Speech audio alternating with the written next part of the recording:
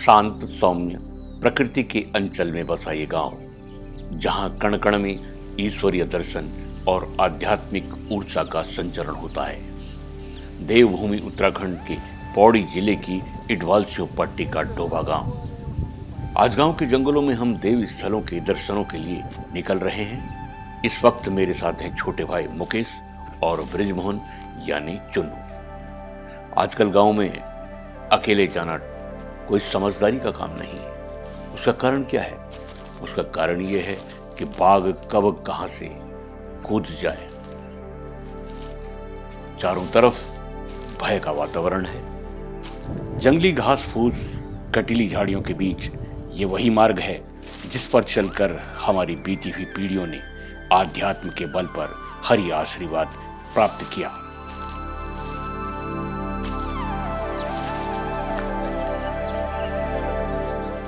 अपने यथासंभव प्रयासों से हल्की फुल्की साफ सफाई के उपरांत धूप दीप प्रज्वलित कर प्रकृति की स्वस्थ और सुंदर स्थली में बैठ कुछ पलों के लिए ईश्वरीय मनन कर हमें जीवंत जीने का आभास हो रहा है।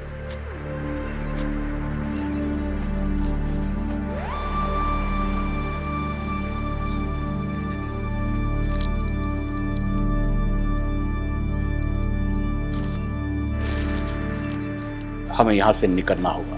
विश्राम होने का वक्त है, जंगल का रास्ता और फिर बाघ का भय। तो समय रहते यहां से अब निकलना ठीक रहेगा। अब हम निकल रहे हैं। देखिए, मार्ग दुर्गम है, संकरा मार्ग है, जंगल झाड़ झंकाड़, बड़े संभल कर चलना होगा। दुर्गम मार्ग।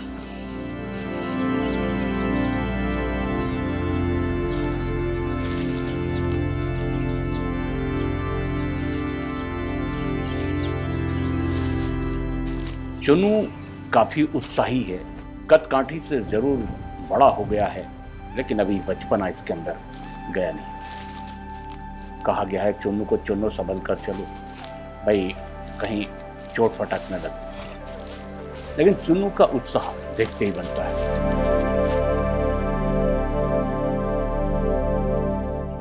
नाटक भी ज्यादा करता है, कभी कभी नाटक ज्यादा करता है। चुन्नू संभल कर भाई।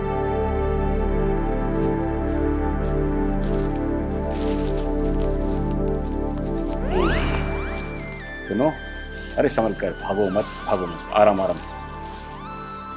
और को मुकेश थोड़ा बड़ा है, इसलिए मुकेश की तरफ से तो चिंता नहीं, लेकिन चुन्नू की तरफ से चिंता जरूर है कि कहीं चोट फटाक न खा जाए। शाबाश, बहुत सुंदर।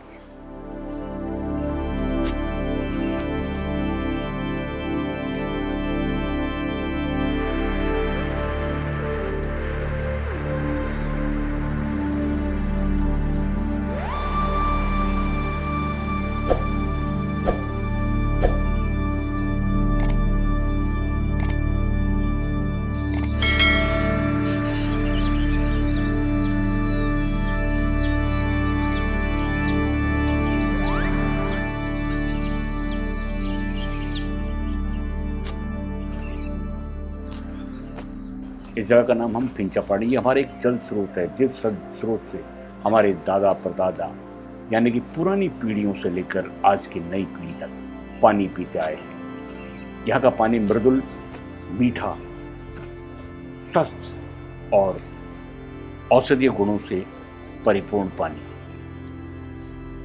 खजूर की जड़ से निकलता पानी, साथ में जामुन के पेड़ से निकलता पानी।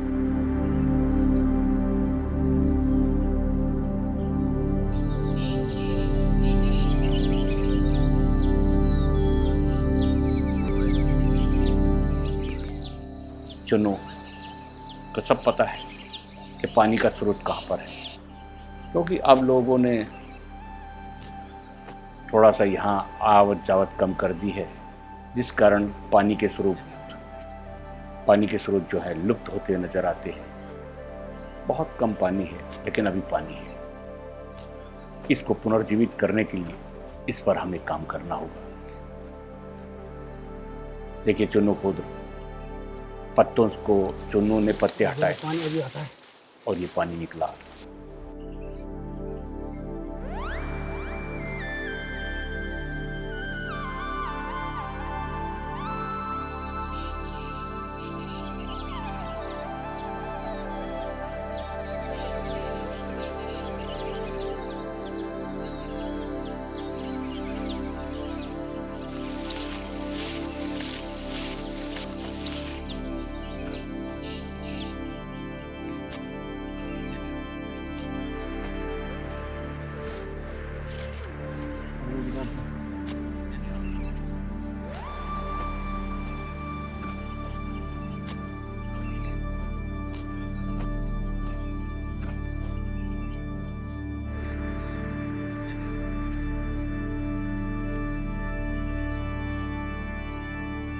एक एक बूंद चट्टानों का सीना चीरते हुए, सोचिए कितना ताकतवर पानी होगा।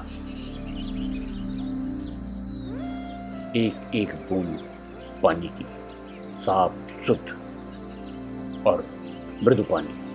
हम शहरों के अंदर देखते हैं कि बोतल बंद पानी को लोग बड़े शौक से पीते हैं, और हम तो उस स्थल के रहने वाले हैं जहाँ प्रकृति मुस्कुराते हुए हमें कई किस्म के तोहफों से सजाती है, संवारती है।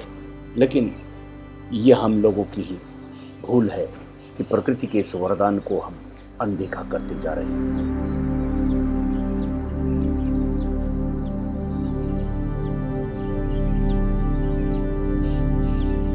ये पत्थर कहीं और से नहीं, बल्कि हमारे मंदिर जाने के मार्गों से उखाड़कर, अभी देखिए ये जंगलात की दीवार है, और ये दीवार कहीं और नहीं, हमारे गांव के जंगल में जंगलात ने लगाई है।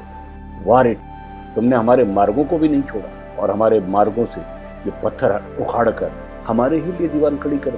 गजब बात है। ये सब तभी तो है, इसको हमने नजरअंदाज किया, तभी तो ये सब संभव हो पाया। अपने भाई बंधुओं से सबसे निवेदन है कि आए, अपनी धरा को सजाए, संवारे, और इस पर गौर करें कि कहीं कोई तुम्हारी भूमि को चीर तो नहीं रहा। देखिए, अगर आप लोग इस पर ध्यान नहीं देंगे तो एक दिन वही होगा कि आप सिर्फ यही कहेंगे कि यहाँ कभी हमारी खेत हुआ करते थे। लेकिन वक्त है, वक्त के रहते हुए हम सभी को इसके लिए चिंतित होना चाहिए और इस पर ध्यान देना चाहिए कि हमारे पुरखों की तरह को हम सजाएं, संवारें।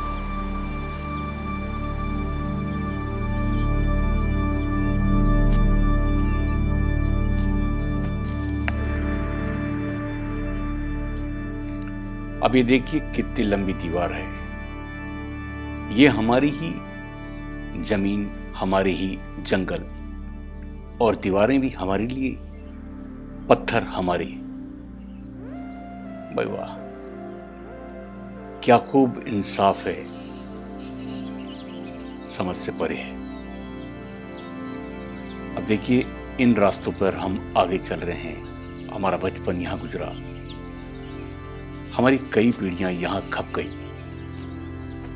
इस भूमि को सिंचित करने में, सजाने में, संवारने में। अब ये वृक्ष है आम और पीपल का, ये कभी हमारी दादी ने लगाया था, और आज ये वृक्ष हमें हमारी दादी की याद दिलाते हैं। कितना स्नेह, कितना प्रेम रहा होगा उन लोगों को अपनी धरा से।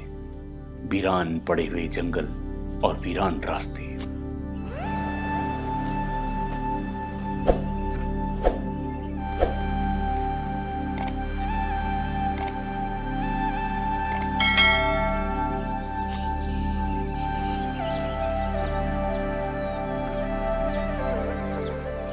और दूसरी तरफ देखिए कितना घनघोर जंगल। यहाँ हमारी गाड़ थी, इस गाड़ के नीचे हमारे सेरे थे, जहाँ अच्छी खासी फसलें हुआ करती थी। आम के बहुत ज़्यादा पेड़ हैं इसके अंदर, कई किस्म के आम यहाँ पैदा हुए हैं, मैंने खाए हैं, मुझे याद है। ये चुन्नू आगे आगे जा रहा है। उत्साह चुन्नू का देखिए, भाई बच्चा है और इसके अंदर वाकई में उत्साह काबिल तारीफ है। हमें तो थोड़ा बहुत थक भी लग गई, लेकिन चुन्नू को देखो, बहुत खूबसूरत अंदाज में। अब ये हमारा एक और जल स्रोत तोली। जब दुल्हन सबसे पहले अपने ससुराल आती है तो जल स्रोतों की पूजा करती है। ये तोली उन सभी दुल्हनों के हरा पूजन के गवाह भी है। मगर आज इसकी दुर्दशा देखिए, पानी भी कम हो गया है, इसकी हद भी सूख गई है।